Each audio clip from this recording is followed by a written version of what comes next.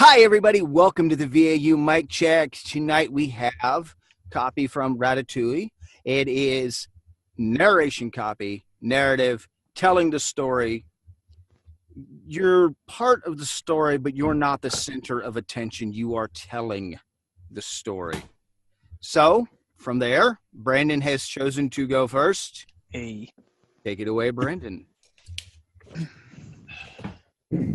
In many ways, the work of a critic is easy. We risk very little, yet enjoy a position over those who offer up their work and themselves to our judgment. We thrive on negative criticism, which is fun to write and to read.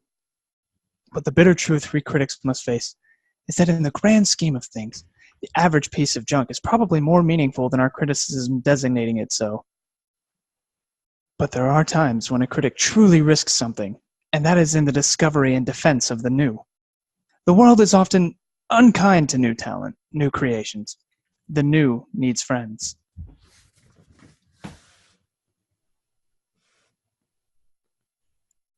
Okay, overall, I thought that was really, really good. You had a lot of emotion in that. You had, you kind of captured the audience a little bit, I believe. I think, though, that, Brandon, you need to work on enunciating your words, not letting them trail off, especially at the end of sentences. Yeah. Also, because you had seen the movie, now this comes from Ratatouille, the movie. Because you had seen the movie, you kind of knew the emotion behind it. And I'm going to throw you a curveball, okay? I want you to read it again, and I want you to pretend that this is e-learning, because narration encompasses a lot of genres. It can be e-learning, it can be movies, it can be dialogue, it can be audio books, it can be corporate narration, just so many different genres that we as voice actors do. And so this is a really, really important type of read that we need to master. Narration is probably the most moneymaker in, I mean, even above commercial work that you will ever do.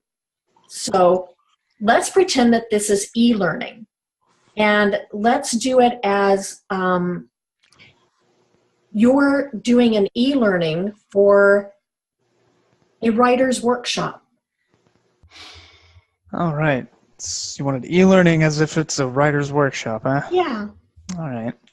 It's going to be a different emotion. Yes. But go ahead. Let's see what you got.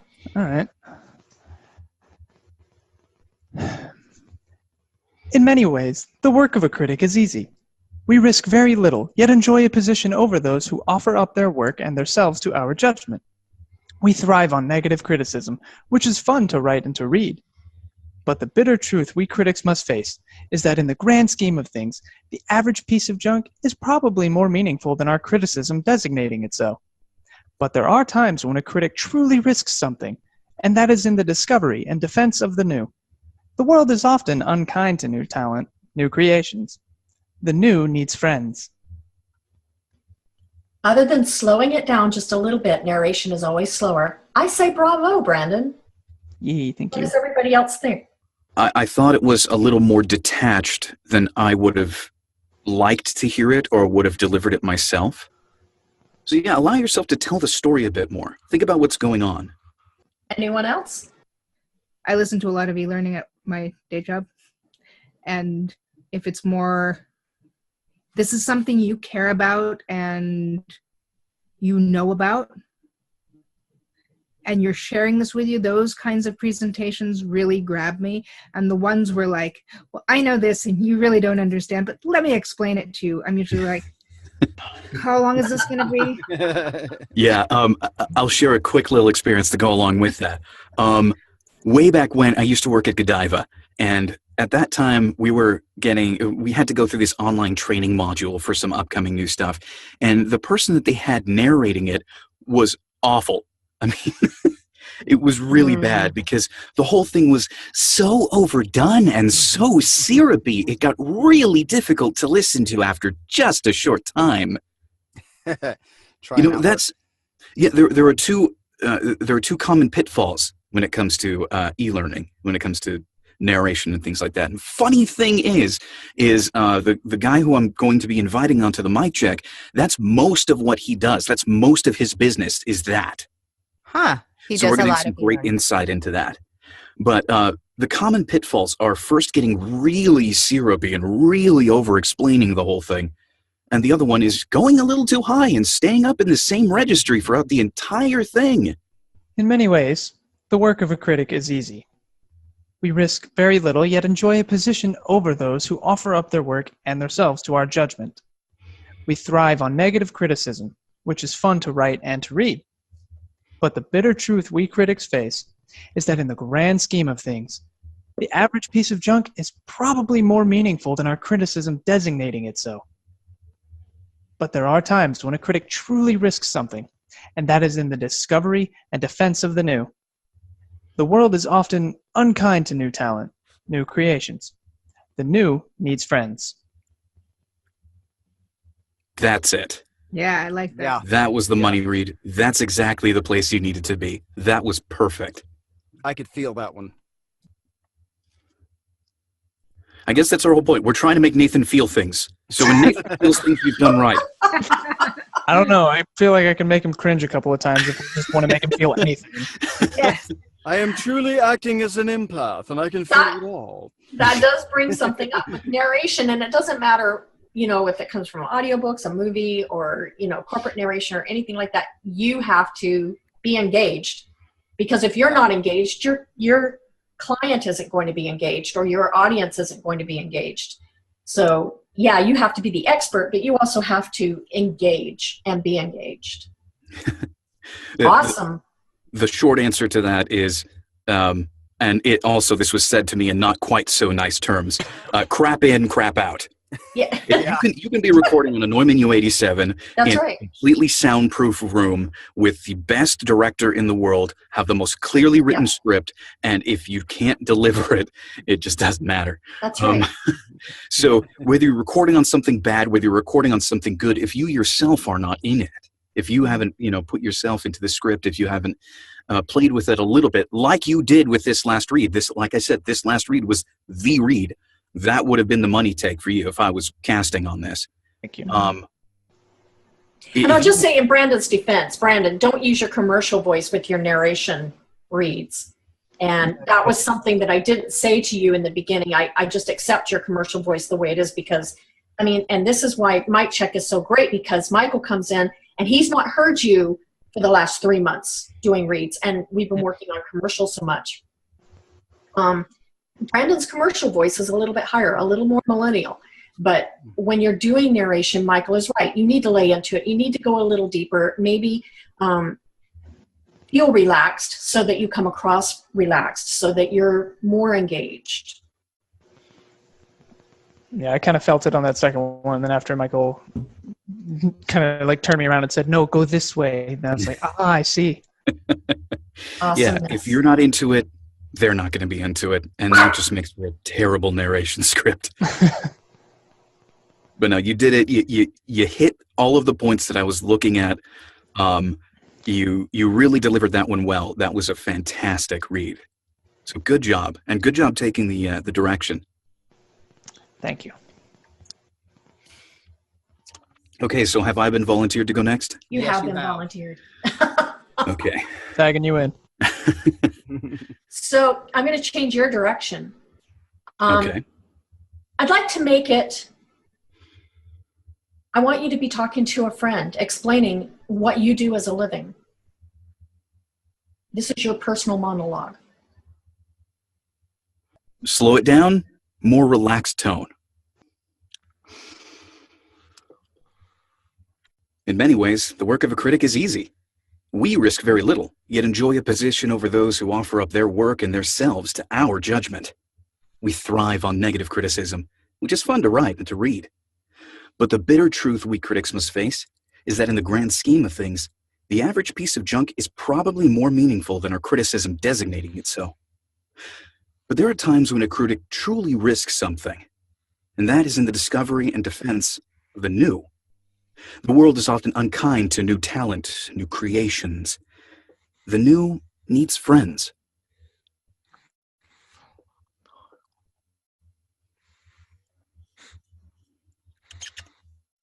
What did everybody think? I kind of felt just Opening it up to criticism. What did y'all think? a like you were shade channeling. corporate. It was good when it was good once you warmed up. You became more conversational, but in the beginning, you did not sound like you were talking to your friend. Mhm. In the beginning, you sounded very salesy, actually. Yeah. It sounded like Mm, Hyundai. You know. Okay. And I think I heard somebody say it sounded very corporate. Yeah, that was me. Mm-hmm. Okay. I have to agree with that. It did sound, you did do a kind of a change in the middle. Yes. And I think that in the beginning you were trying to make that a little sarcastic. I think at the end, the new needs friends. I think it needs a little more emotion from you. Like, hey, this is a lonely job. You know, bring out that loneliness and say, you might need some friends. Don't go over the top like I just did, but you know what I'm saying. Yeah. Give it a little more emotion. Give it its due. I would take it down just a little bit as far as I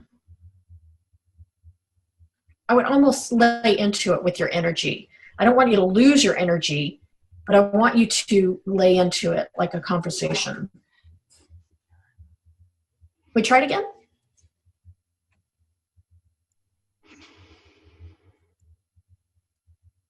In many ways, the work of a critic is easy. We risk very little, yet enjoy a position over those who offer up their work and themselves to our judgment. We thrive on negative criticism, which is fun to write and to read.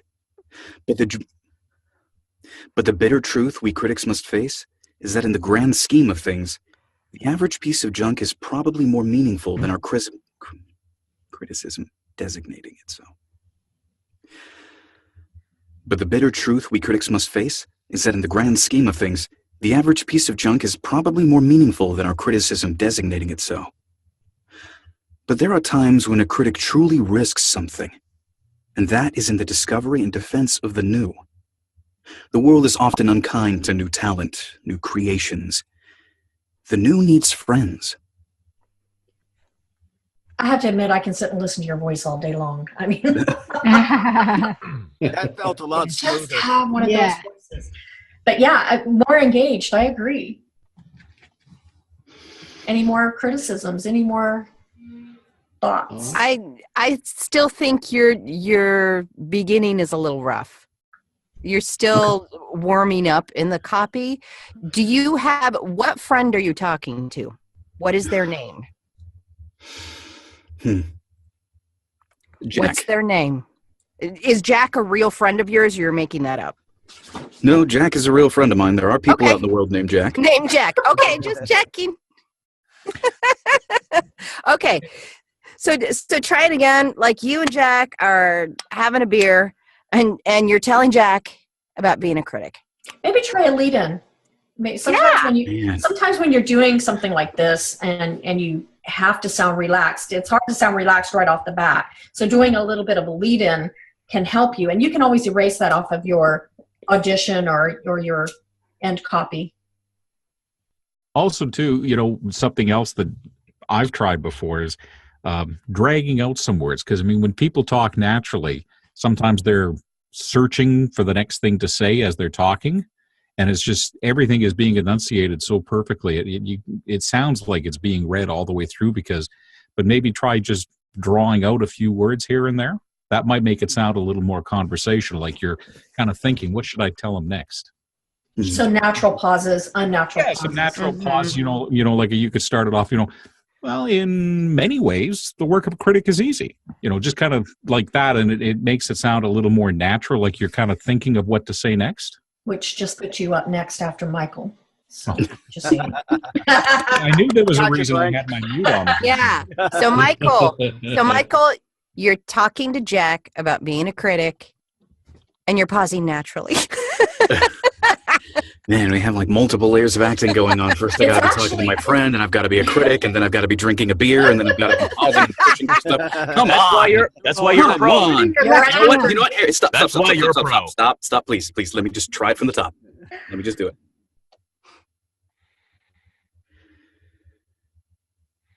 In many ways, the work of a critic is easy.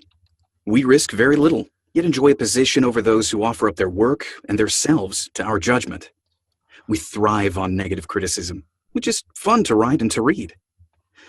But the bitter truth we critics must face is that in the grand scheme of things, the average piece of junk is probably more meaningful than our criticism designating it so.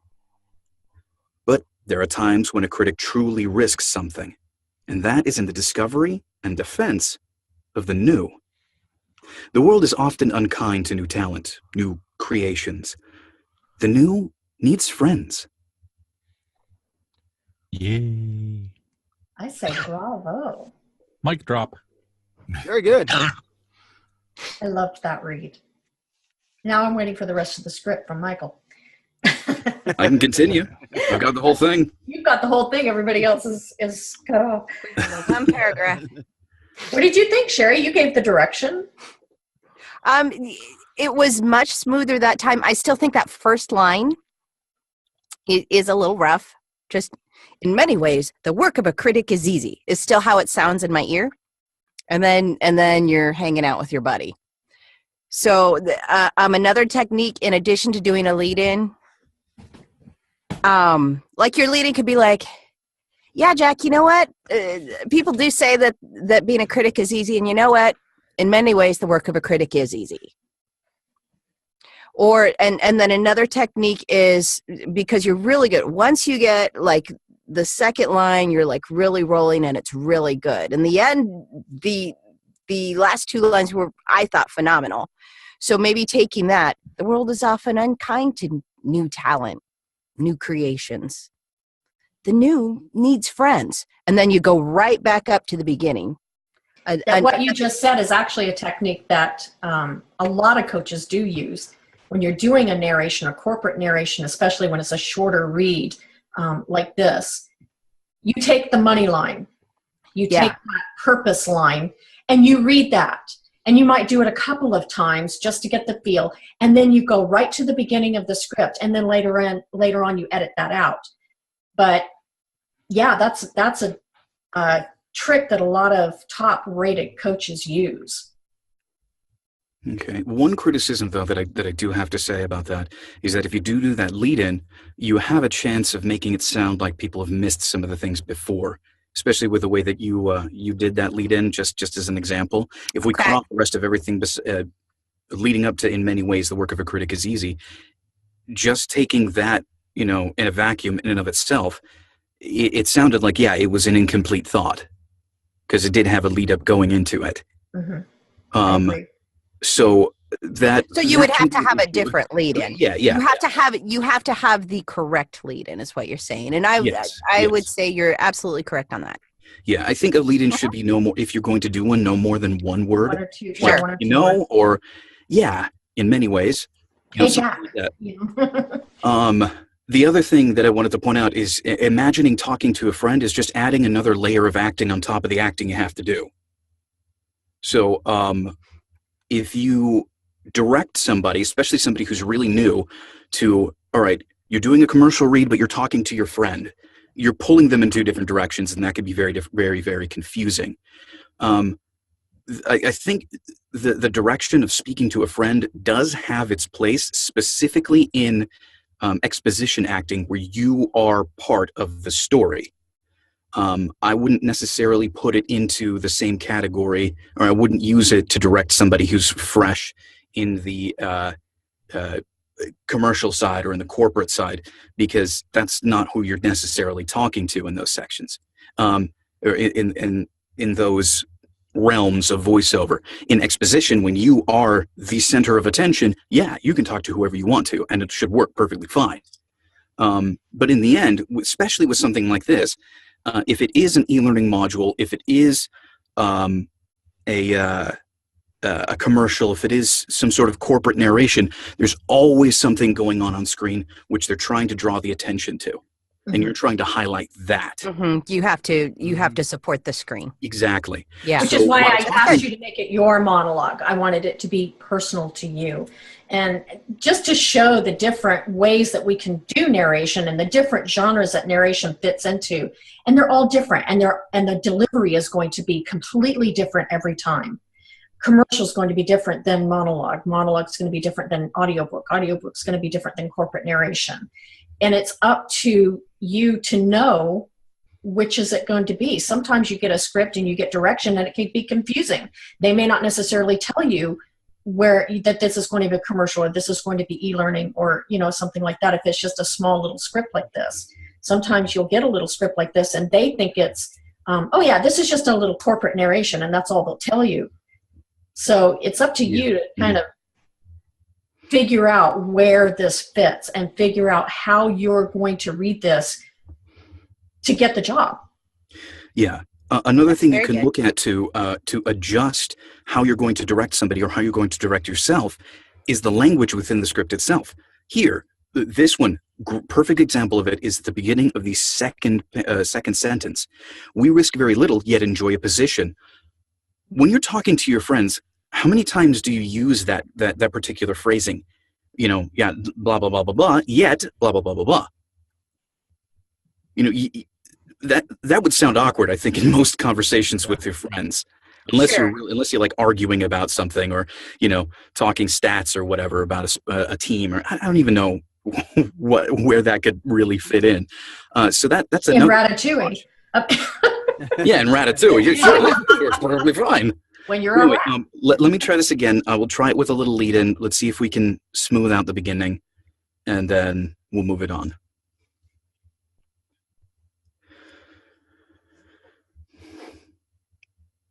You know what? Yeah. In many ways, the work of a critic is easy.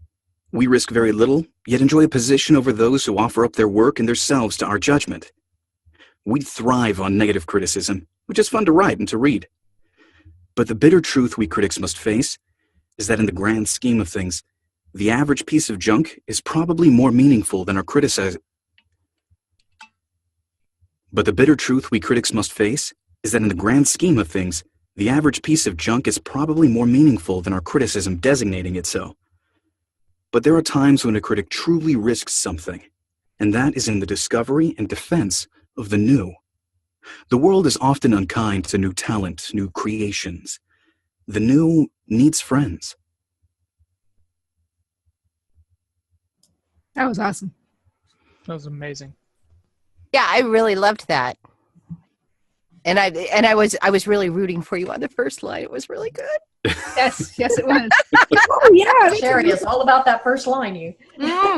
It felt alive. It was human. There we go. I made Nathan feel something. We're good. I've done it. Nathan's feeling it. Yep, Nathan's feeling it. I'm feeling all right. it, man. I'm feeling it. So Frank, you want to tackle this one? Sure. If you guys want me to go next, I'll go next. You're next, Frank.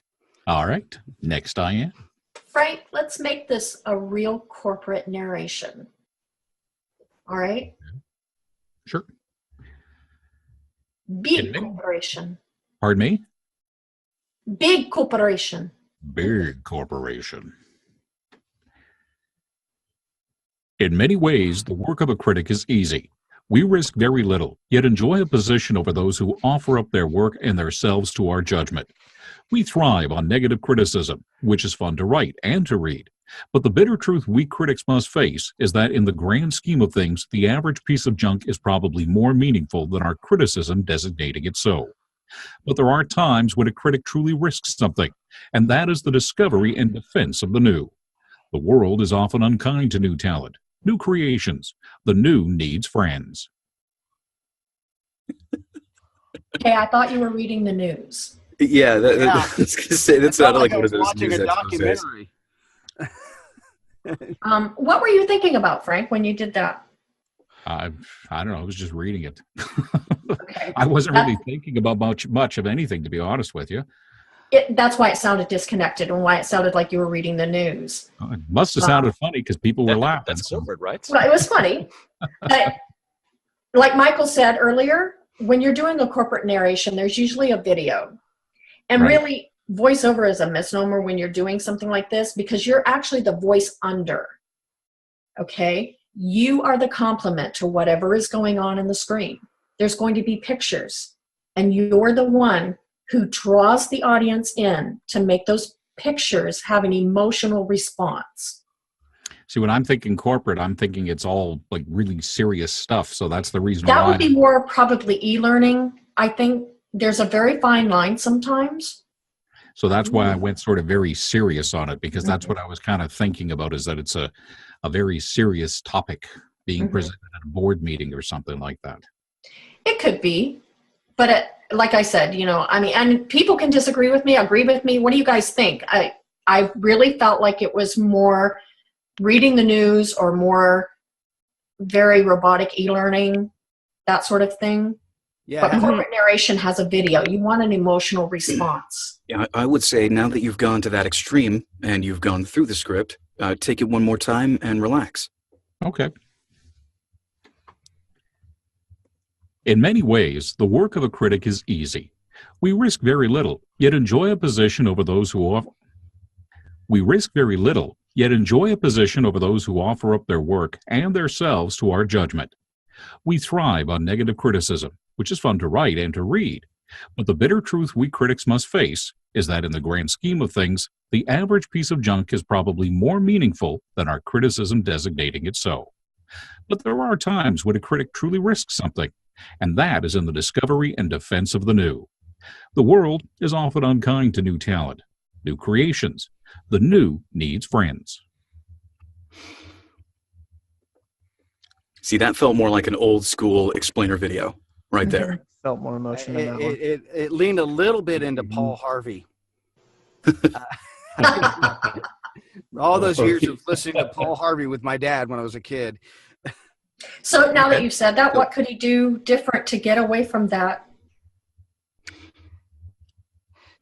Well, what I would say, if I may, now that you've gone through it twice, now that you've added a little bit of emotion into it, you still seem to be you're sticking with the direction of big time narration or like big company corporate. Yeah, I probably shouldn't have said that. Yeah, let's go ahead and get away from that now. Just read it as relaxed and as storyteller of a tone as you can. Just tell the story of the piece. Okay. And take it from the top. Never seen the movie, by the way. It's just so you know. Good. No, that's good. Because that can taint your read if you did. All righty, let's give it another shot. In many ways, the work of a critic is easy. We risk very little, yet enjoy a position over those who offer up their work and themselves to our judgment. We thrive on negative criticism, which is fun to write and to read. But the bitter truth we critics must face is that in the grand scheme of things, the average piece of junk is probably more meaningful than our criticism designating it so. But there are times when a critic truly risks something, and that is in the discovery and defense of the new. The world is often unkind to new talent, new creations. The new needs friends. Okay, what did everybody think of that? I liked that one much better. That one was my favorite. He veered away from documentary and news and just, turned more toward he was in touch with whoever was listening. Now here's a question. Does documentary always have to be that that cadence? Does it always have to be that way? Not really, but it seems to be the way documentaries go most of the time. I would say the older ones do, yeah. Yeah, I would say it's definitely more old style documentaries than the newer ones. I prefer Snoop Dogg's documentaries. There's a handful of new ones that I've seen recently that still have that layered into them. Yeah. Well, that's definitely a great indication of the age of the production team. Mm-hmm. That's what I was thinking. And the executive producer in particular, he was a lawyer at one time. So. Oh well, there you go. Well, that's going to be as how do we put it, sterile as possible. Yeah. But no, I thought that was. Sorry about that. Oh no, I was just going to say I really liked this last read because it didn't sound newsy like your other two did, like your previous two. Oh. And I thinking about Angel's direction for you, where it's supposed to be.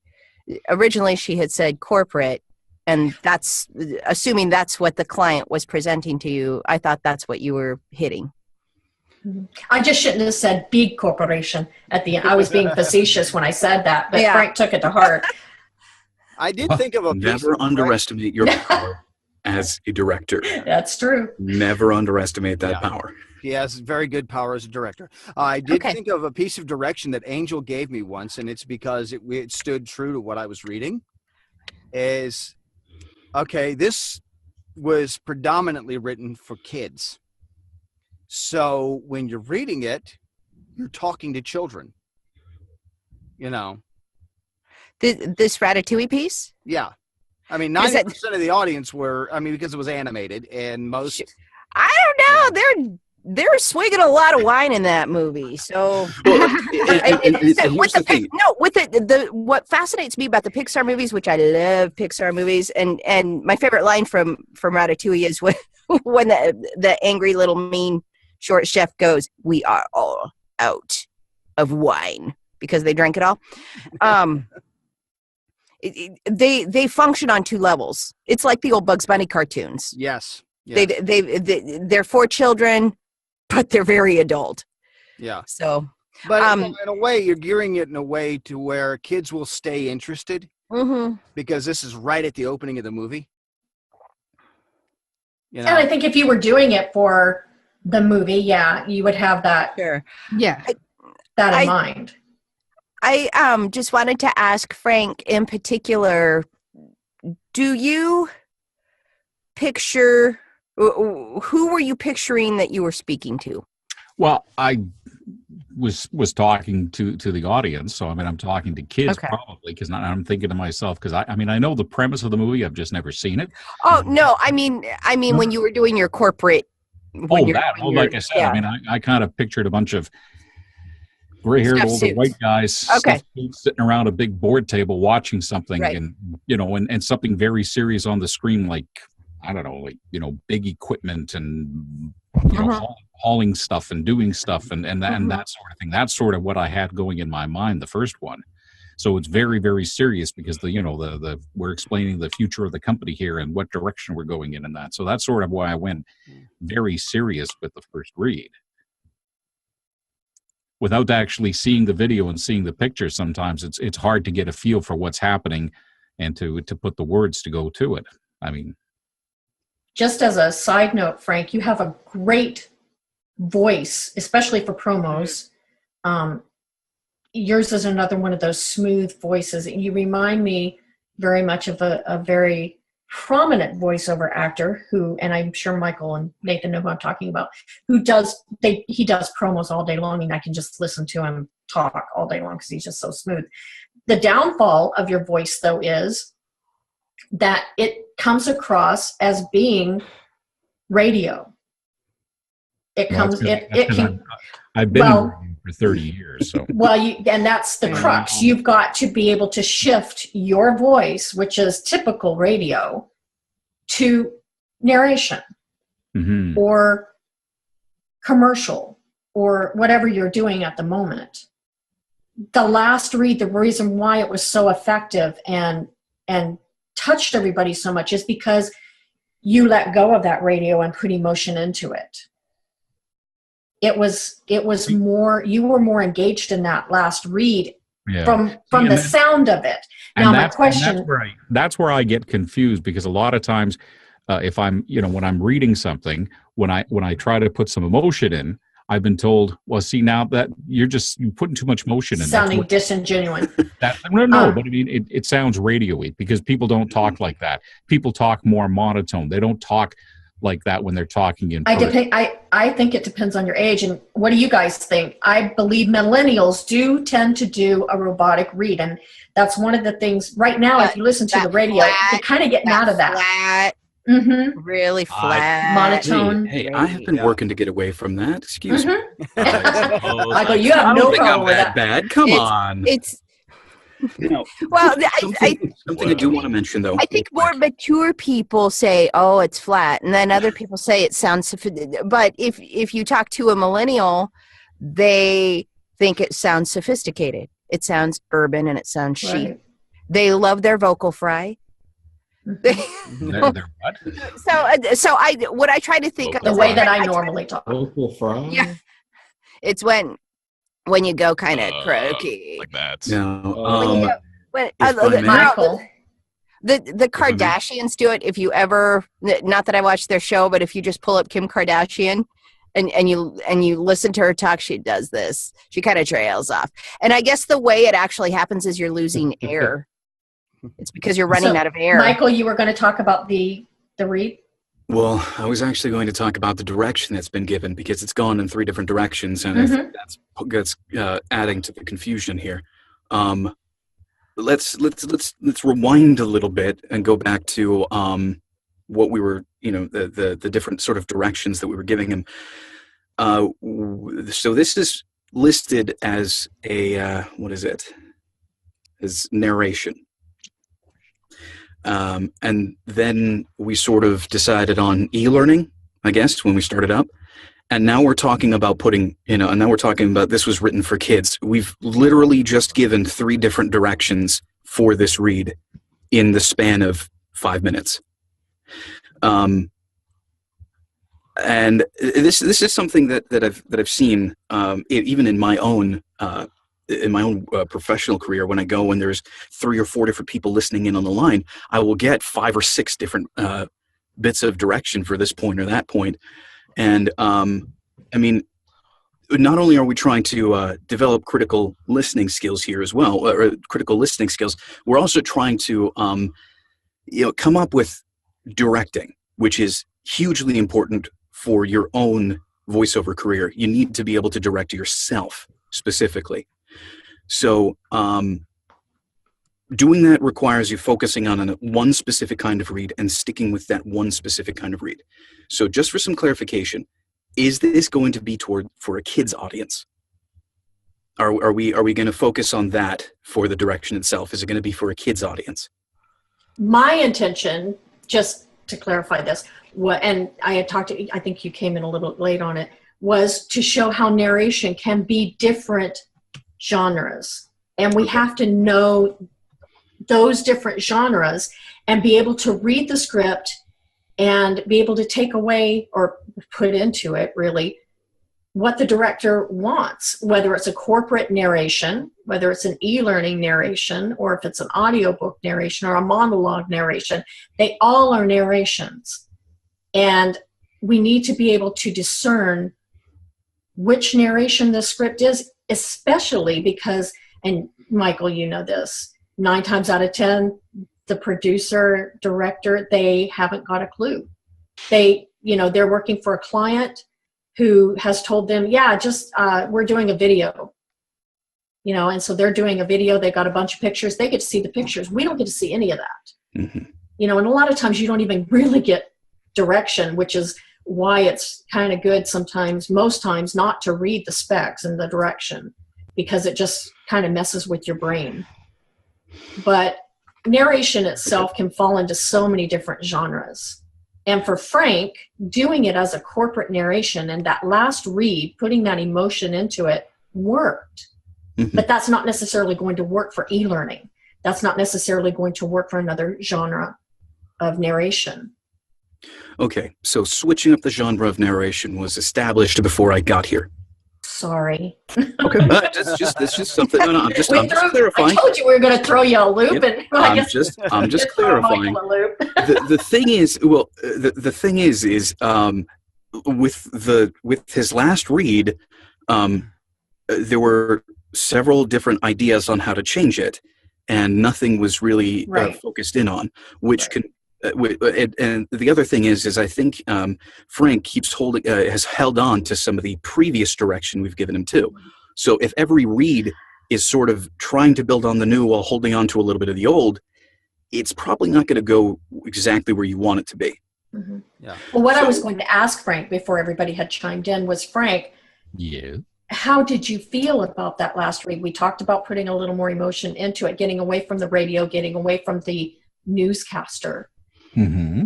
And being a little more engaging. How did you feel about it? Well, I thought it was fine, but again, I wasn't reading it the way that I would approach it if it was the first one that you gave me, like read for a large corporation. Large corporation. That was my mistake. I'm sorry about that. No, that's fine. But I'm saying that's how the, you know, I understand what you're saying is, you know, you take any piece of copy and this is how you should, you know, read it like this or read it like this or whatever the case may be, depending on what it's intended for.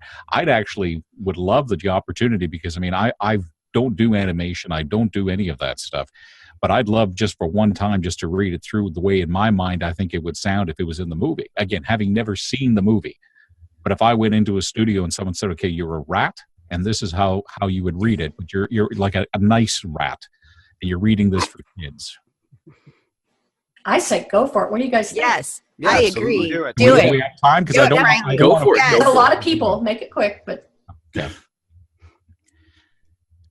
In many ways, the work of a critic is easy.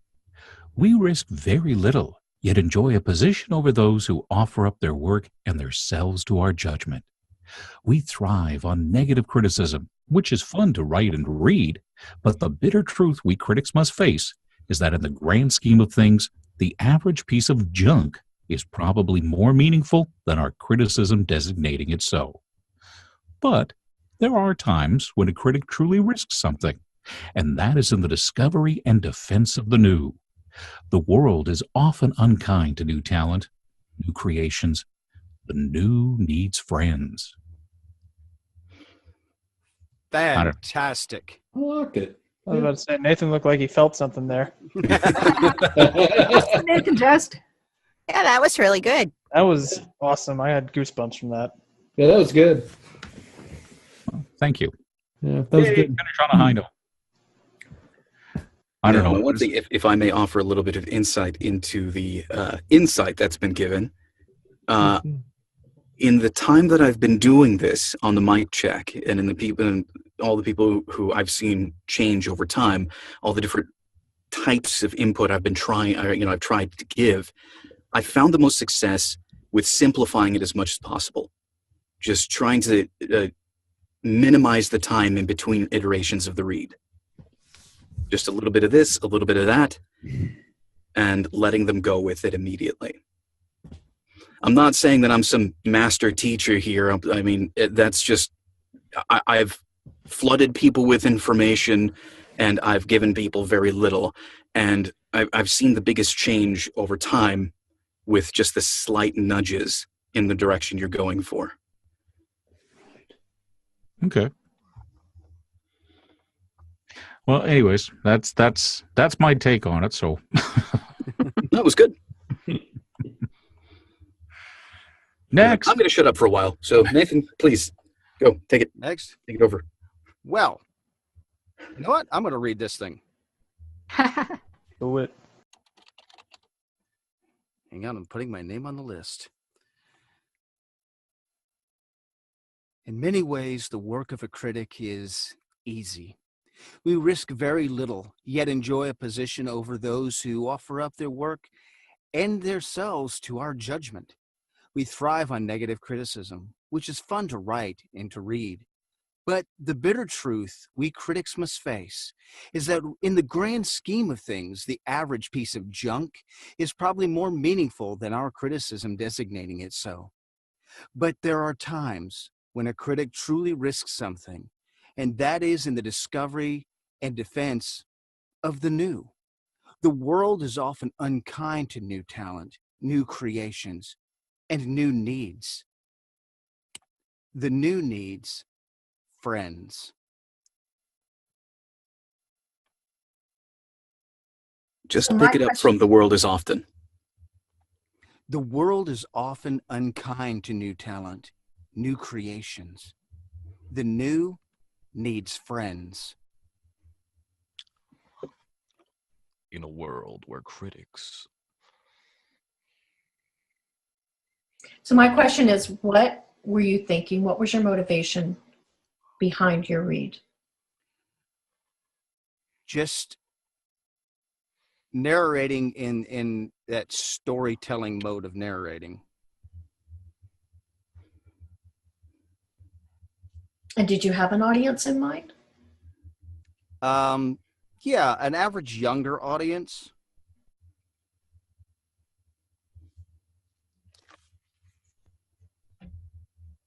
I liked your read.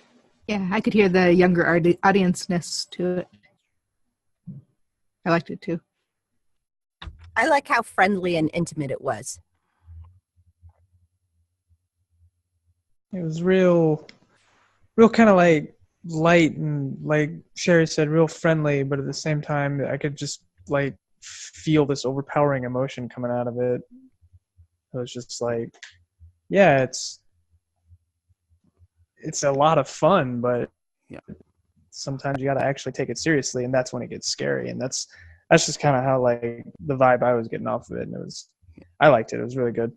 One thing I hearkened back to was not the movie itself, but I did a little what if in my mind as I was reading through this, and picturing what if this had been done, say, back in the days like when Filmation was out there making TV specials, or Hanna-Barbera had done this, and just kind of picturing how it would have been pulled together.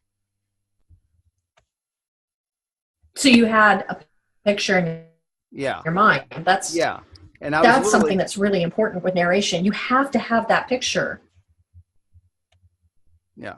And I mean, it was just picturing that animated camera panning across an animated kitchen, and then just kind of building that world around myself as I was reading it. The only thing that I would say, Nathan, is when you do a read like that, move a little closer to the mic. Make it intimate. Okay.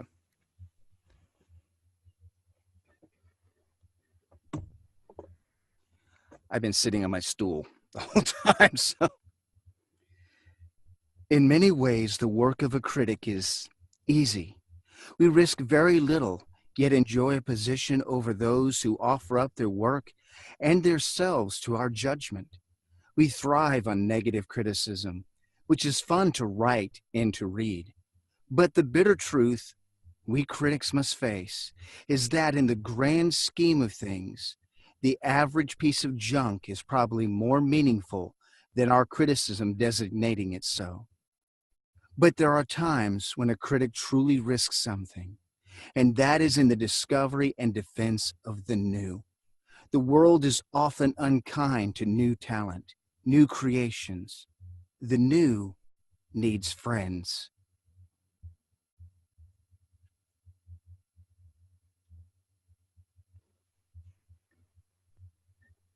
Anything. I liked the more intimate sound to it. Yeah. I think your first read was more emotional, but I liked the closeness to the mic. Yeah, this one would have been better off had I moved the stool and stood up in front of the microphone.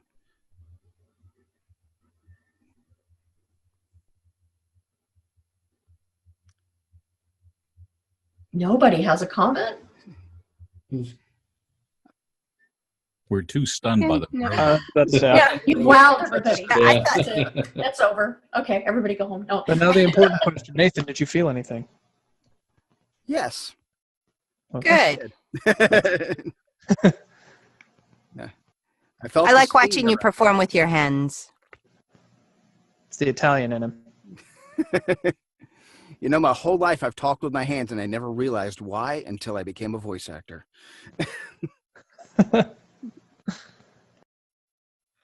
For all those years, I knocked knickknacks off of shelves. Hey, Mom, sorry, but this is where I went with it. So who's next? Is this Kayla's first time in the group? Is this your first time, Kayla? Yes. I've only been here a few times. This is my first time. Okay, I think you should go next. Oh, yay. Well, let's ask Kayla. She's a very new voice actor. Let's not put her on the spot. Okay. Kayla, are you comfortable going next? Yes, but be nice to me because I'm a little under the weather. You're fine. Okay. Well, You're fine.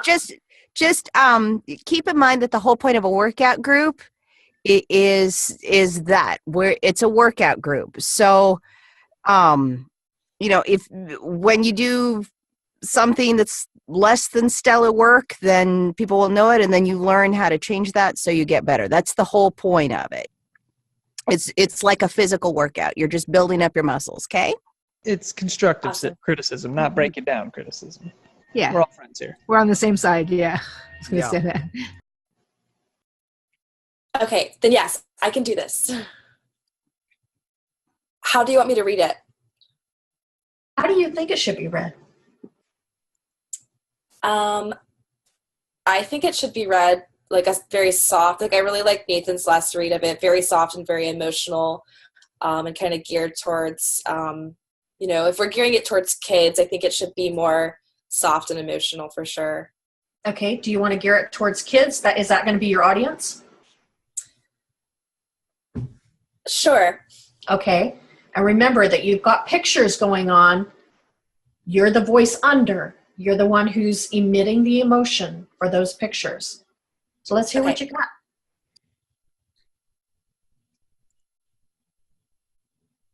In many ways, the work of a critic is easy. We risk very little, yet enjoy a position over those who offer up their work and themselves to our judgment. We thrive on negative criticism, which is fun to write and to read. But the bitter truth we critics must face is that in the grand scheme of things, the average piece of junk is probably more meaningful than our criticism designating it so. But there are times when a critic truly risks something, and that is in the discovery and the defense of the new. The world is often unkind to new talent, new creations. The new needs friends. I think you can slow it down just a little bit. Okay. Be a little more engaged. Pick an age group that you're reading to. And remember that you need to be engaged in this as much as your audience does. And try it again.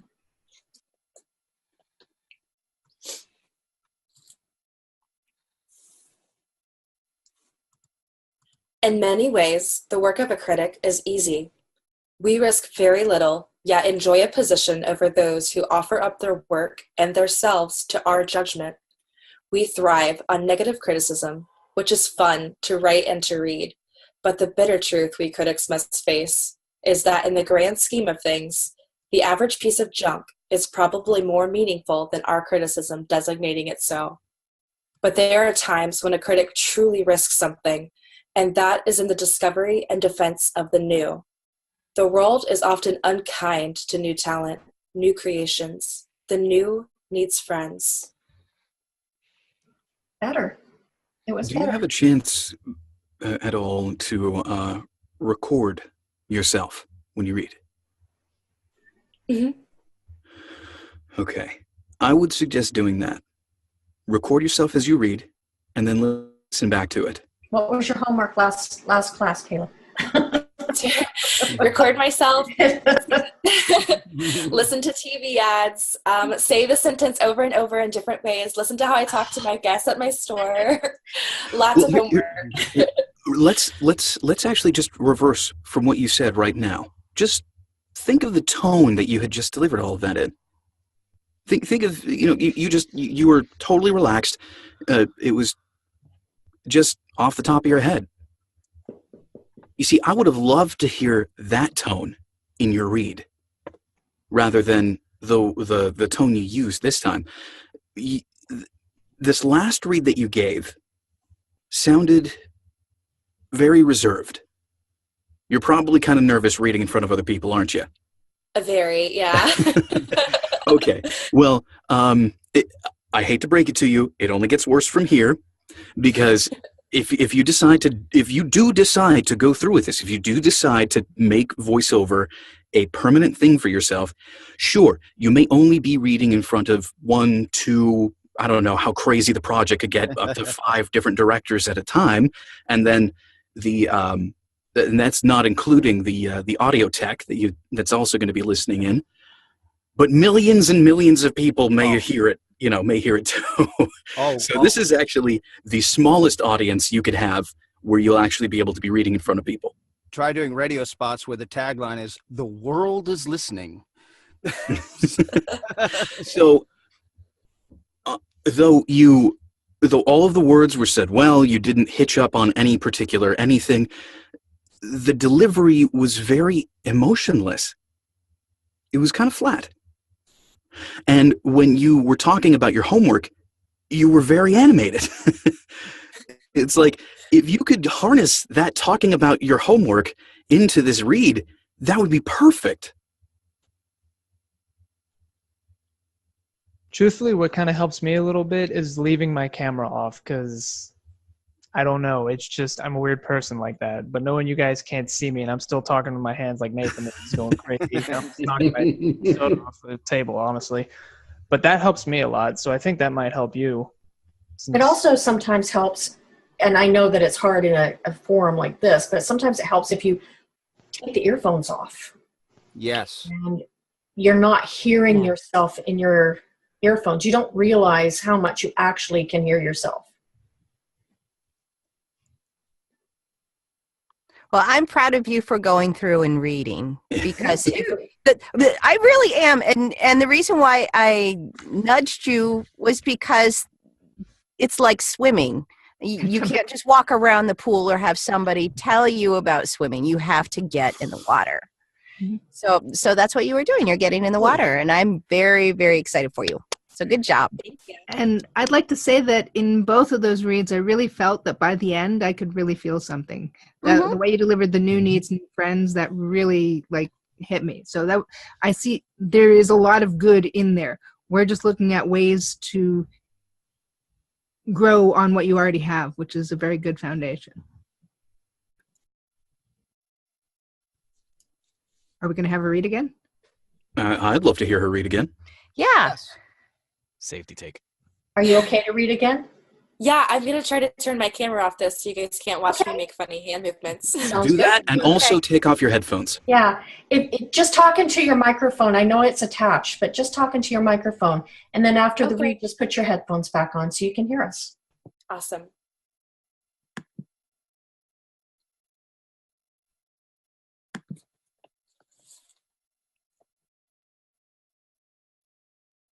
In many ways, the work of a critic is easy.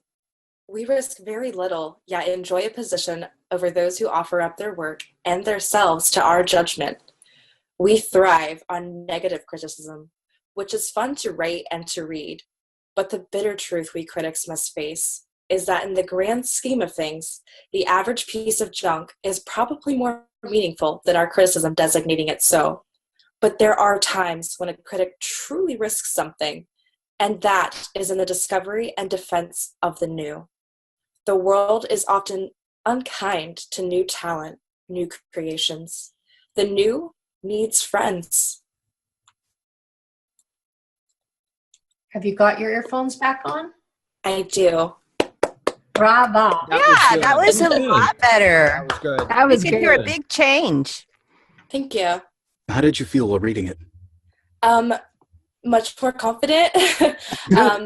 But I feel like I could feel more emotion out of that one too. And hearing myself outside of my headphones was a lot easier to do.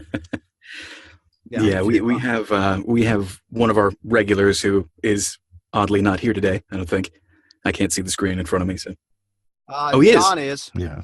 Well, John can tell you his experience about getting rid of the I was going headphones. to pipe up just then, actually.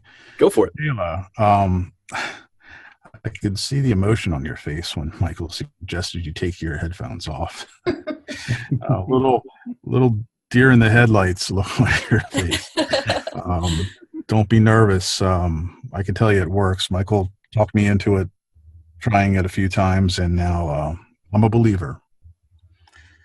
We pay too much attention to ourselves, and we can hear every little nuance, especially with these sensitive condenser mics.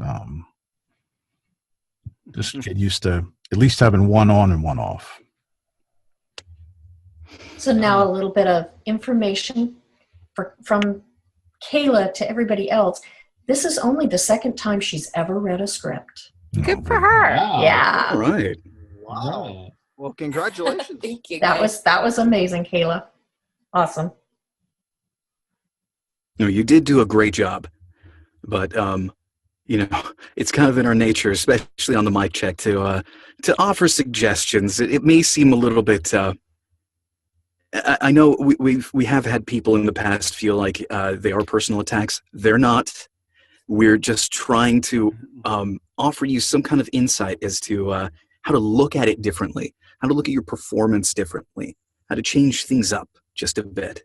I Hopefully, loved something that Brandon said, that Brandon's mic check was the first one he had attended was the last one, that not the last one, but the time before that. And I asked him, I said, what did you think about mic check? He said, I never knew there were so many different ways to read one script.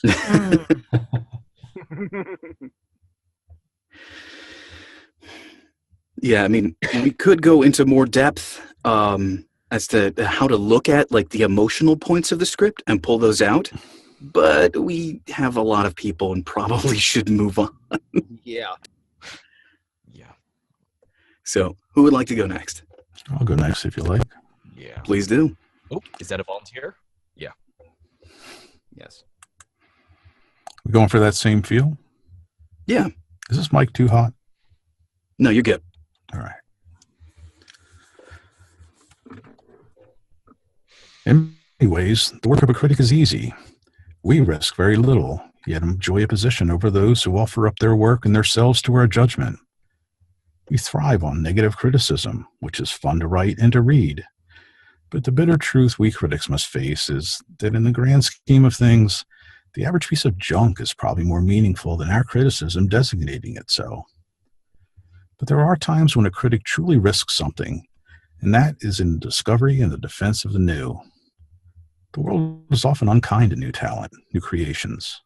The new needs friends. You know, you did something in there that I completely missed, and I haven't heard in anybody else's read. Hey, let me get that script back up so I can point out specifically where it was. In the bitter truth line. So what you said is, but the bitter truth we critics must face is that in the grand scheme of things, the average piece of junk is probably more meaningful than our criticism designating it so. The way that you framed it was that the piece of junk was more important than the criticism, and I loved that. I didn't pick up on that myself. I know I didn't put that in my read, and I didn't really hear that in too many other people's reads. And that was awesome. Thanks. I felt like that was kind of the central point of the thing. Yeah, I think so. I think that was the right interpretation. I'm going to take a page out of Daj's book. I'd love to hear more peaks and valleys. We miss Daj. I know, I do too. But a little too flat. A little too flat. Okay. Give it a little bit more energy, and by that I just mean a little bit more emotion. Like play with the counterpoint that's in there. Like we risk very little, yet enjoy a position over those who offer up their work and themselves to our judgment. You know, that's a counterpoint. We risk very little, but we enjoy something. You know, we don't put a whole lot in for a whole lot out. Yeah, I was trying to bring that out, but I guess I didn't really give it enough punch. So yeah, that was a little bit flat. Okay. Other than that, though, yeah, give it a little bit more emotion, but stick with what you've been doing. In many ways, the work of a critic is easy. We risk very little, yet enjoy a position over those who offer up their work and themselves to our judgment. We thrive on negative criticism, which is fun to write and to read. But the bitter truth that we critics must face is that in the grand scheme of things, the average piece of junk is probably more meaningful than our criticism designating it so. But there are times when a critic truly risks something, and that's in the discovery and the defense of the new. The world is often unkind to new talent, new creations. The new needs friends. All right. What did everybody think of that one? I stumbled over my tongue a little bit there. I liked that one better. I thought it felt more natural. I guess that's the word I'm looking for, natural. I thought it flowed better. And one thing that I really like is he's saying the new needs friends because everybody else has said the new needs friends. Not that that's a bad interpretation, but I like that he's changed that end line because I'm thinking of a casting director that's listened to thing after thing after thing. The person who can deliver it differently may get the job. Yeah, Yeah. absolutely. I'm glad you brought that out. That kind of was my intention. That I realize that's pretty much the tagline of the whole thing, since we cut it off where it is, and it needed to be memorable. Now, one thing that I'd love to bring up, which you're almost there on, is you can. There is a place where the script gets cut in half. I guess you could say it takes a massive U-turn, and that is right on the "but the bitter truth we critics must face" line. That sentence is basically the midpoint. It's the U-turn in this particular piece, specifically because it starts off with this tone of being high and mighty. We thrive on negative criticism, which is fun to write and to read. We risk very little and enjoy a position over those. The work of a critic is easy. It's sort of this whole, I've got it made for me. But then, then suddenly all of this stuff that I'm holding dear is in danger when it comes to the new. Last night, Do you see where I'm going with Yeah, that? I do. There's a shift. So I'd love to hear that shift in tone happen. At the beginning, it's more of, hey, yeah, in many ways, the work of a critic is easy. We risk very little, but afterwards, the bitter truth we critics must face is, in the grand scheme of things, the average piece of junk is probably more meaningful than our criticism designating it so. And then comes a little bit of the despair. But there are times when a critic truly risks something. That needs to have a little bit more weight to it, because it sets up where you're going. I hadn't really considered despair there, but that's an interesting take. Well, I mean, you think about it. He's been talking about how nothing at all can touch what he does, and then here, this is something that could ruin him. Okay. I sort of saw it as being, from an advocate point of view, from a stance, but yeah, I see your point. I only brought that up as just a juxtaposition. Yeah, that's a good interpretation, because that's sort of at least 90 degrees different than how I read it, but that's a good point. Well, let's give it a try. I could be totally wrong. We'll nudge you back in a different direction. All right. In many ways, the work of a critic is easy. We risk very little, yet enjoy a position over those who offer up their work and themselves to our judgment. We thrive on negative criticism, which is fun to write and to read. But the bitter truth we critics must face is that in the grand scheme of things, the average piece of junk is probably more meaningful than our criticism designating it so. But there are times when a critic truly risks something, and that is in the discovery and the defense of the new. The world is often unkind to new talent, new creations. The new needs friends. And what did you all think of that, Reed?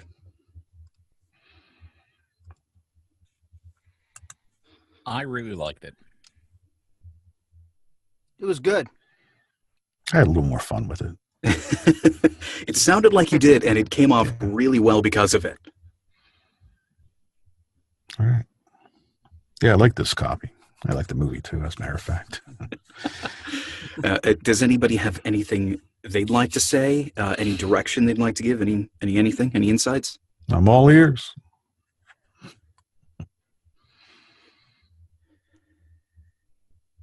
Really? Anything they've learned? Emotional outbursts? Funny jokes? Nothing? I'm sorry, I was on a phone call, so I only got to hear probably half of the last read. I'm so sorry. No worries. That's quite all right. You want me to try it again? If we have time, that would be great. If not, I understand. It's fine. I'm not going anywhere. I'm just concerned about the rest of the group. Well, go for it. Go for it. One more time, same read. All right. In many ways, the work of a critic is easy. We risk very little, yet enjoy a position over those who offer up their work and themselves to our judgment.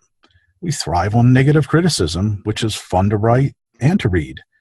But the bitter truth we critics must face is that in the grand scheme of things, the average piece of junk is probably more meaningful than our criticism designating it so. But there are times when a critic truly risks something, and that is in the discovery and the defense of the new.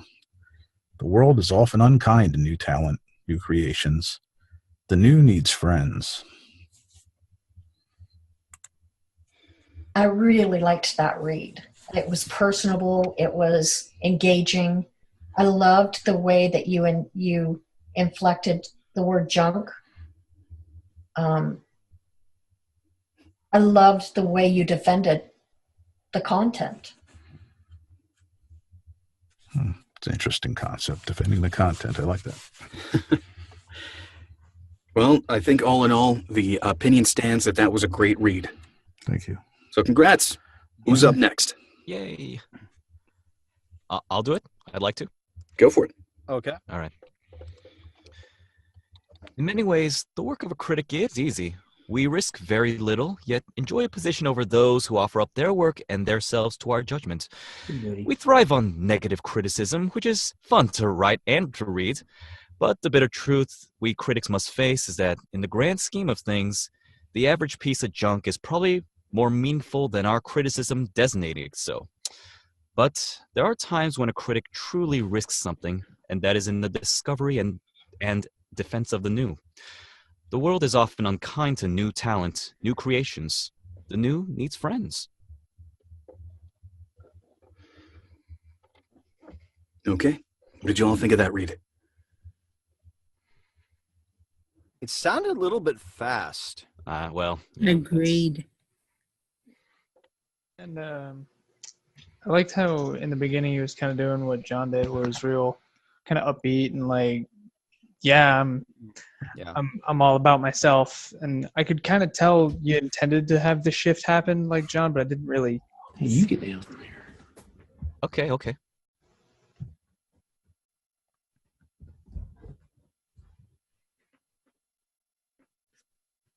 Okay, anybody else?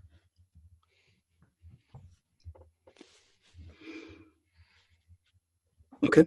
Well, allow yourself to go ahead and search a little bit more for that tone, because you're going from almost fully yourself, almost high and mighty, to, well, now we got to face reality.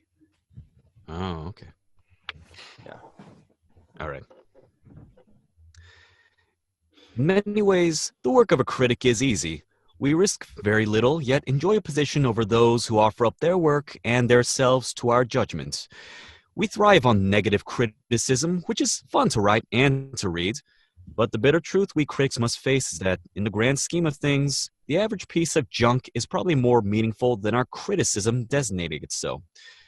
But there are times when a critic truly risks something, and that is in the discovery and defense of the new. The world is often unkind to new talent, new creations. The new needs friends.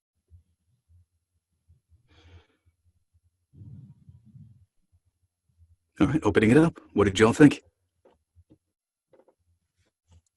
I like his guy next door sound. I think it could be a little slower. Oh, gosh. A little more. Yeah. A little slower. I'm focusing on that. Are you sitting in a chair, Philip? Yeah, I am. Okay. Does it have a back to it? Yeah, but I'm sitting at the edge of it. Okay. Pull your chair up, lean into that chair into the back. Oh. Relax a little bit. Okay. Yeah. Relax. I don't want you to move too far away from the mic, but relax in your chair. Sure. This is a relaxed read. Try and relax, slow it down. Yeah, think of every word as a footstep and just walk through it. Okay. In many ways, the work of a critic is easy. We risk very little, yet enjoy a position over those who offer up their work and themselves to our judgments. We thrive on negative criticism, which is fun to write and to read. But the bitter truth we critics must face is that, in the grand scheme of things, the average piece of junk is probably more meaningful than our criticism designating it so. But there are times when a critic truly risks something, and that is in the discovery and defense of the new. The world is often unkind to new talents, new creations. The new needs friends. Okay, so pick it up from but there are times. But there are times when a critic truly risks something, and that is in the discovery and defense of the new. The world is often unkind to new talents, new creations. The new needs friends. Always give commas their due. You need to pause a little bit more between when you see a comma. That means pause, take a breath. You're rushing through those commas. All right. Yeah. Should I pick up somewhere? Yeah, do that line again. Take it from the butt, the highlighted butt. But there are times when a critic truly risks something, and that is in the discovery and defense of the new. The world is often unkind to new talents, new creations. The new needs friends. Much better. Yeah. And I enjoyed your last read, by the way. After you got relaxed, it sounded really good. Yeah, I had that warm, friendly guy next door approach. You were able to slow down. Yeah. Yeah. But more importantly, you were able to tell the story a bit better through that one. Yeah. Didn't feel like a 30-second spot you were trying to get through so you could get to the next program. All right. Yeah, it's like I've only got 20 minutes to do a 30-second spot. I got to get to the next, the next Yeah. studio just a little bit of ways. It's like, Can we just do this fast? this is a 30. We want it in 10. Now? That's more realistic. Yeah. No, the way that you did it this last read was good. Your pacing was fantastic. I do agree. Yeah, be a little bit careful with those commas because oftentimes they'll separate ideas. Like, for instance, but the bitter truth we critics must face, the way that you read it was, but the bitter truth we critics must face is that in the grand scheme of things, the average piece of junk is probably more meaningful than our criticism designating it so. And I can't even say criticism. The comment out is that in the grand scheme of things is a different idea. But the bitter truth we critics must face is that in the grand scheme of things, the average piece of junk is probably more meaningful than our criticism. I can't even say that word anymore, and I call myself a voice actor. But do you see what I mean? Yeah. Like that chunk was separated out. It's almost like a personal comment from the writer. All right. Good job. Yeah, no, that last read, fantastic. You done good. Thank you very much. All right, who is up next? Can I go? No, I'm just kidding. I mean, I can. May I? Please. I'm kidding. Yes, go for it, please. In many ways, the work of a critic is easy. We risk very little, yet enjoy position over those who offer up their work and themselves to our judgment. We thrive on negative criticism, which is fun to write and to read. But the bitter truth we critics must face is that in the grand scheme of things, the average piece of junk is probably more meaningful than our criticism designating it so. But there are times when a critic truly risks something, and that is in the discovery and defense of the new. The world is often unkind to new talent, new creations. The new needs friends. Okay, opening it up. What did everybody think? I liked it. I I really heard- liked that read. I liked it, really But liked I was heard good. you learning. It was good. Mhm. Thank you. Okay, my only nitpicky thing. I second to like last sentence. nitpicky. Mm-hmm. Second to last sentence. You left it open. You didn't close the idea. Mhm. So this is supposed to offer, because the comma there is supposed to offer another option. Okay. The world is often unkind to new talent, new creations. Okay. Can I just try that last? I'll start with but. Yes, go for it. Okay. But there are times when a critic truly risks something, and that is in the discovery and defense of the new. The world is often unkind to new talent, new creations. The new needs friends. Okay, I think you needed to start from the top because you were totally in a different emotional space that Okay. time. Yeah, Okay. it came off as almost bouncy. commercial. Too bouncy. Okay. In many ways, the work of a critic is easy. We risk very little, yet enjoy position over those who offer up their work and themselves to our judgment. We thrive on negative criticism, which is fun to write and to read. But the bitter truth we critics must face is that in the grand scheme of things, the average piece of junk is probably more meaningful than our criticism designating it so. But there are times when a critic truly risks something, and that is in the discovery and defense of the new. The world is often unkind to new talent, new creations. The new needs friends. All right. What did everybody think of that read? That was good. One thing I noticed you did, Sherry, was a little different than everybody else. Is in the first or second sentence, I guess. You managed to highlight the vulnerability of the people who were being criticized. It was a pretty good interpretation there. Thank you. Yeah, I like that too.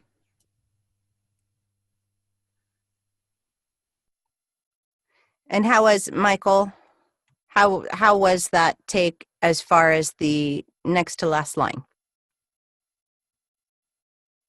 Well, you got that bit better, but I don't know. Maybe I'm digging into it a bit too much, but it still feels like the emotional space is not quite right. Okay.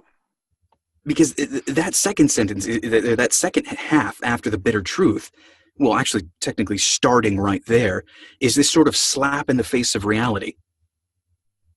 Like you were just describing how, being a critic's easy. I get to go around, I get to eat great food, I get to experience great things, and, I can trash it however I want to, and people love that stuff.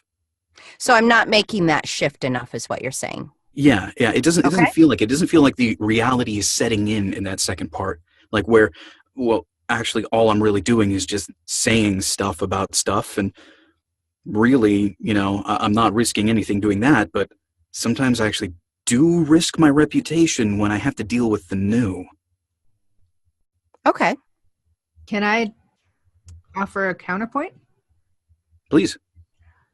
I read it as someone who realizes the risk of the critic right up front, because she's recognizing that they're offering up themselves to be judged, and yet here we are just easily dismissing them.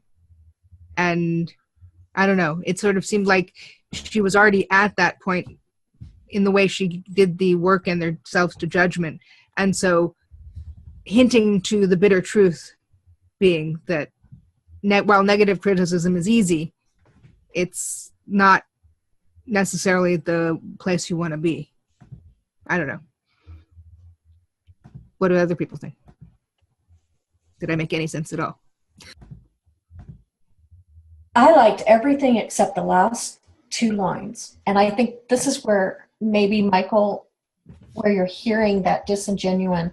The last two lines are the solution almost in the narrator's mind. And it's not coming across as a genuine solution, a heartfelt solution. Okay. It's coming off a little too robotic. Okay. No, why don't you try it again from the top? In many ways, the work of a critic is easy.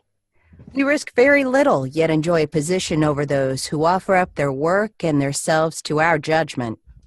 We thrive on negative criticism, which is fun to write and to read. But the bitter truth we critics must face is that in the grand scheme of things, the average piece of junk is probably more meaningful than our criticism designating it so. But there are times when a critic truly risks something, and that is in the discovery and defense of the new. The world is often unkind to new talent, new creations. The new needs friends. All right. And what did everybody think of that read?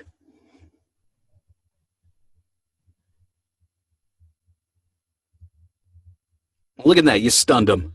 Yeah, I liked the way you did the last two lines, but I don't think that I think you gave them almost too much emotion.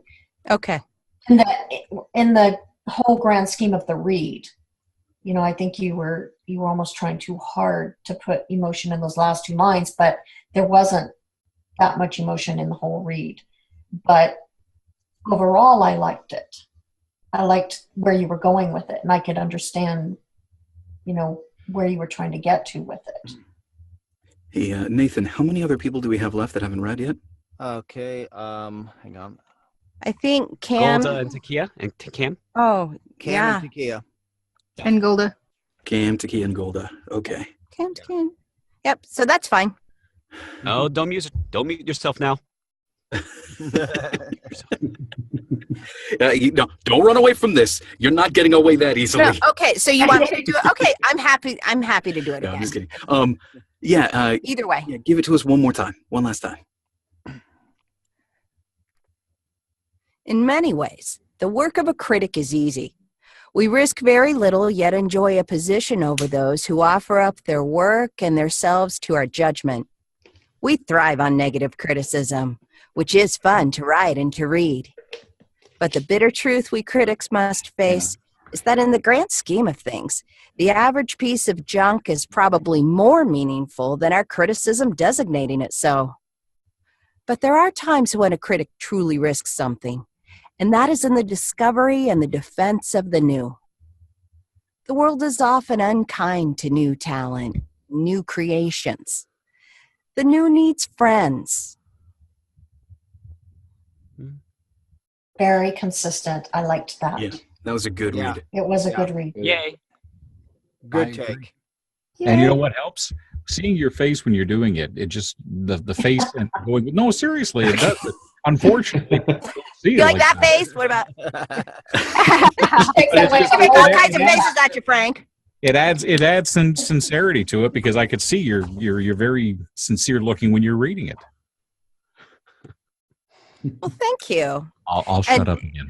No, I really appreciate the insight, and I really appreciate the nitpickiness. I really do, because it's those little things. It's those little things that make a big difference. Well, Yes. you only get that at the mic check. Booyah! I'm just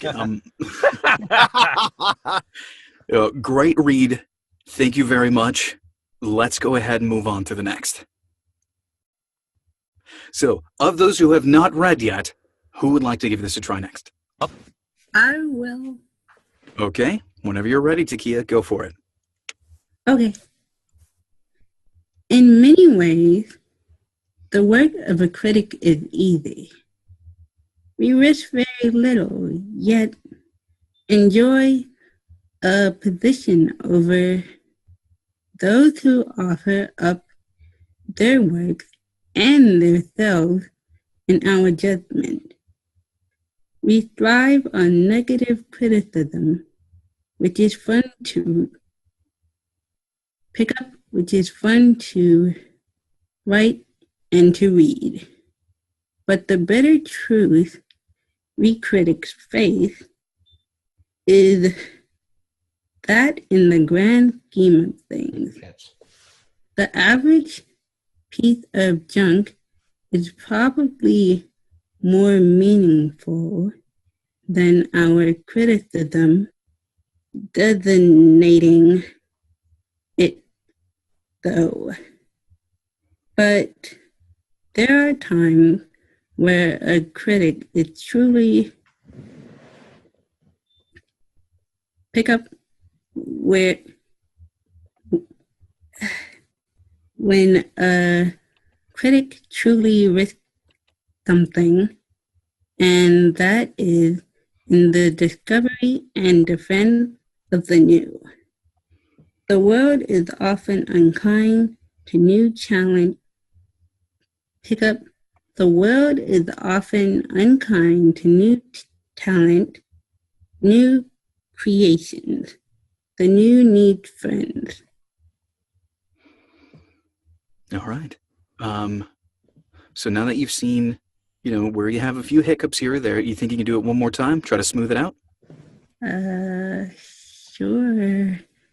You got this. You're doing good. Oh, yeah. Okay. In many ways, the work of a critic is easy. We risk very little, yet enjoy a position over those who offer up their work and themselves to our judgment. We thrive on negative criticism, which is fun to write and to read. But the bitter truth we critics face is that in the grand scheme of things, the average piece of junk is probably more meaningful than our criticism designating it so. But there are times when where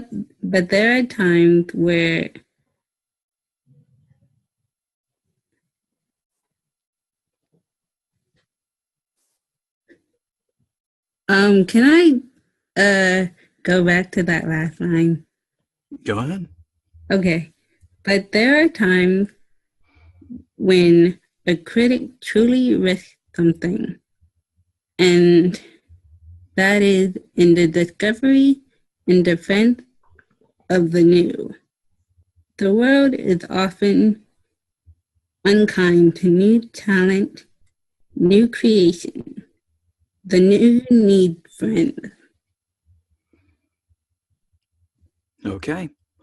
Well, my only thing on that read is that you skipped a word. You skipped it in both reads. It's, but the bitter truth we critics must face. Mm-hmm. You left out the must. You said, but the bitter truth we critics face. Oh. Yeah, so it's, but the bitter truth we critics must face.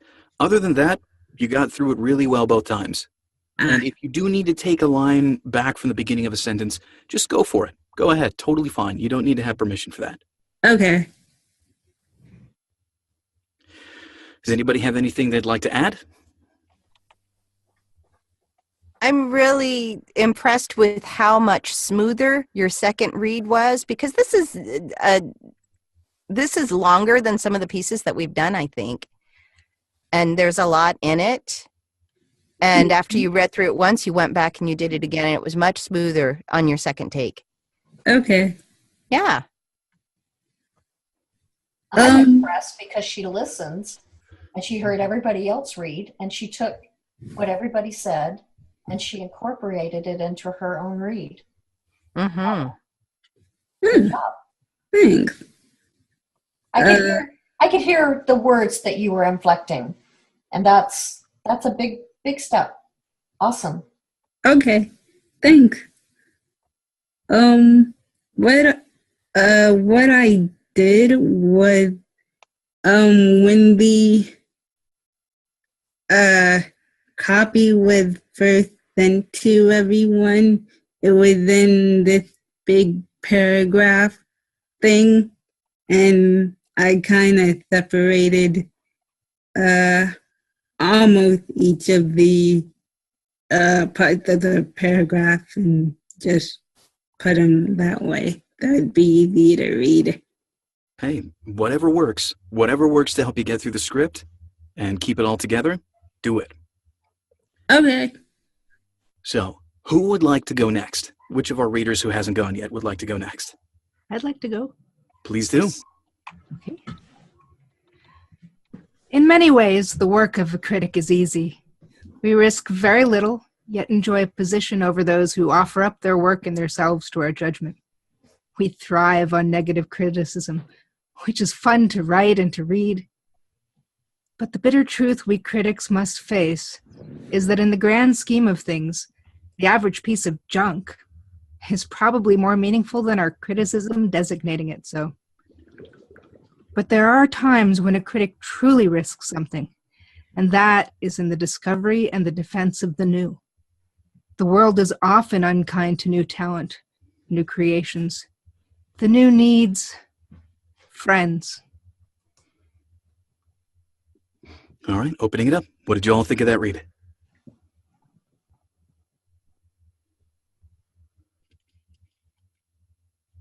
Golda, the last part, I think it was a turnaround right around "We Thrive." Uh-huh. Or "But the Bitter Truth." I can't remember which one But it the was. bitter truth, yeah. you really had a turnaround there, and we felt the emotion a little bit more, or at least I did. I think in the beginning it was a little bit more mechanical for my taste. Okay. I would definitely agree. Also, when you say, which is fun to write and to read, again, you didn't end the idea, so it sounded like you were going to continue. Ah.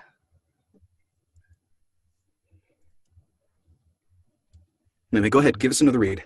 Okay.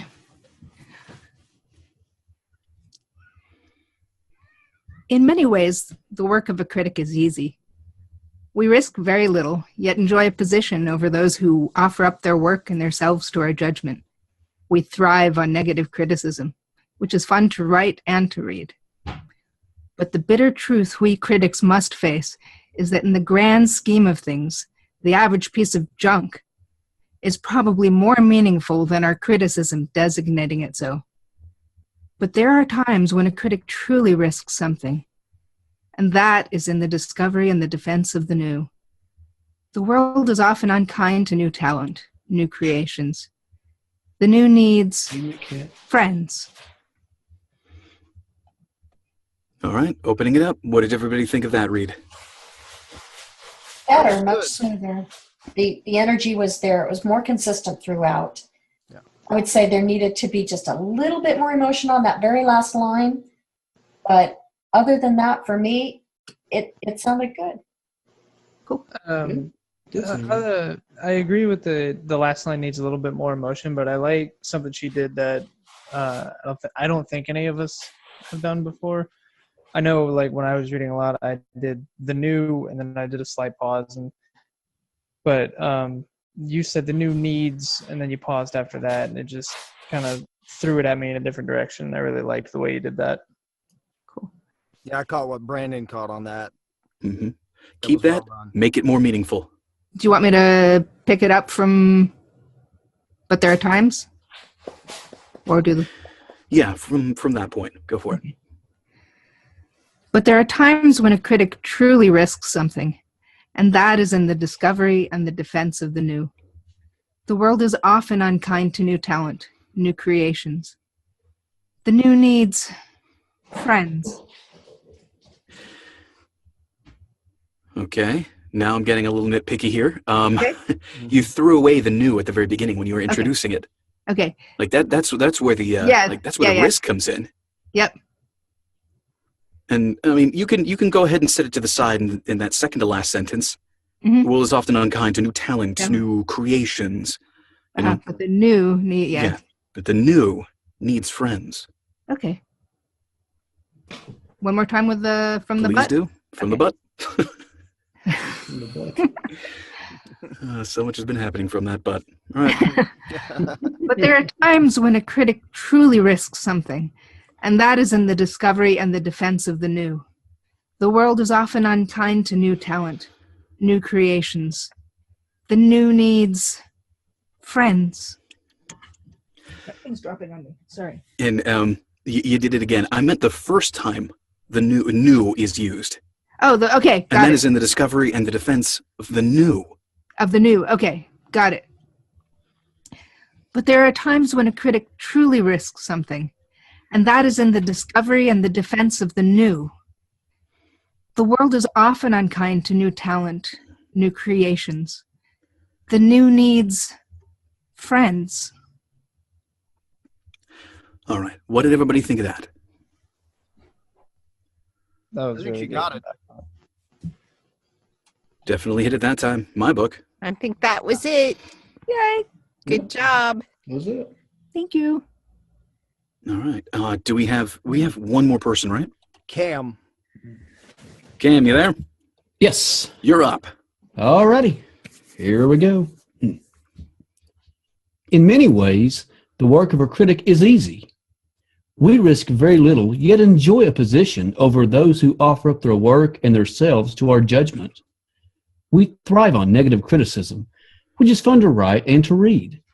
But the bitter truth we critics must face is that in the grand scheme of things, the average piece of junk is probably more meaningful than our criticism designating it so. But there are times when a critic truly risks something, and that is in the discovery and defense of the new. The world is often unkind to new talent, new creations. The new needs friends. All right. What did everybody think of that read?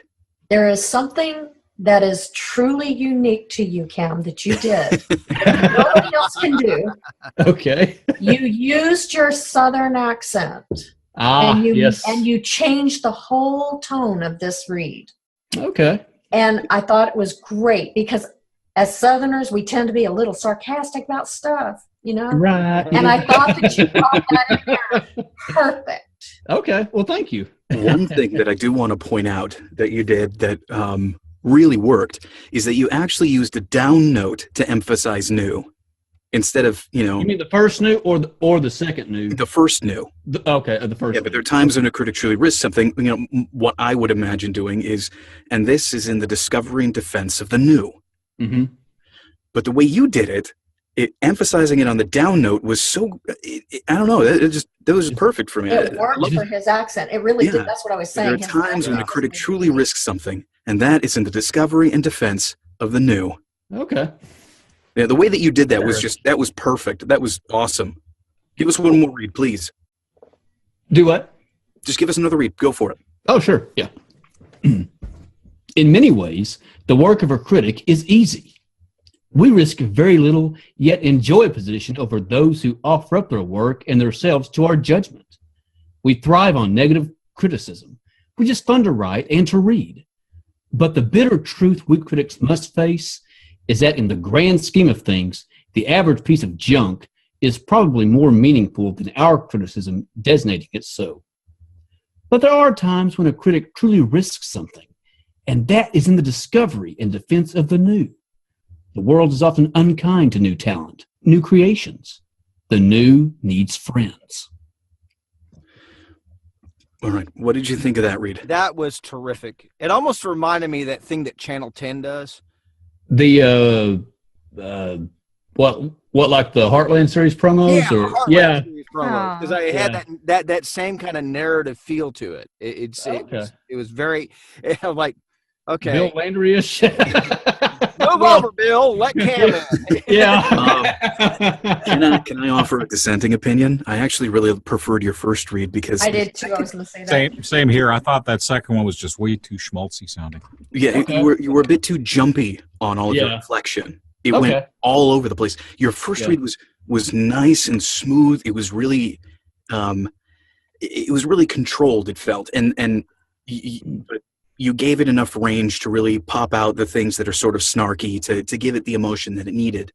This next one, I think the excitement got to you a little bit. Yeah.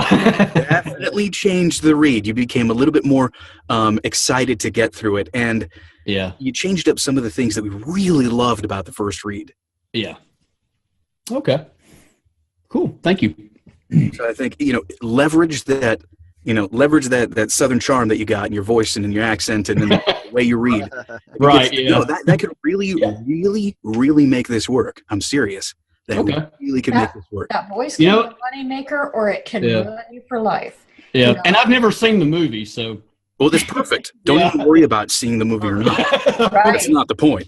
The thing is just like what was said before, and I've been to Texas. I haven't been too much out of the South beyond that, but I have heard the lilt. I have heard the Southern accent from some of my extended family in Louisiana, and you can pull off that natural sort of snarkiness just beautifully, and I think that works perfectly at the very beginning. And the way that you sort of transitioned into a slightly more serious read towards the end on your first read was where you needed to be. I think if you can channel that again, you'd have it. You'd absolutely have it. Cool. So can you give us another read? I sure can. Relax, Cam. Let me get a drink of water.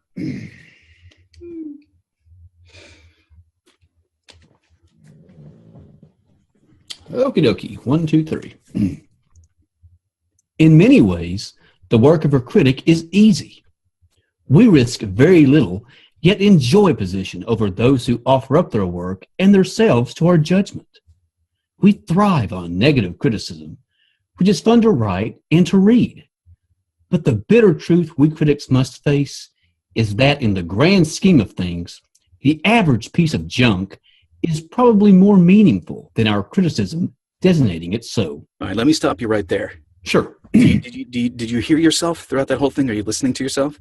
Yes. Do you hear yourself bouncing through all of it? Yes, But I the do. bitter truth we critics must face, you're cutting yourself off too much. Let it flow. Okay. Cam, can you take your cans off? Yes, I can. Yeah, in many ways, the work of a critic is easy. You know, in many ways, the work of a critic is easy. That's how you were reading it before. Okay. Read it first was so much more smooth. Like just, take off the headphones. Try it. Okay. Will do.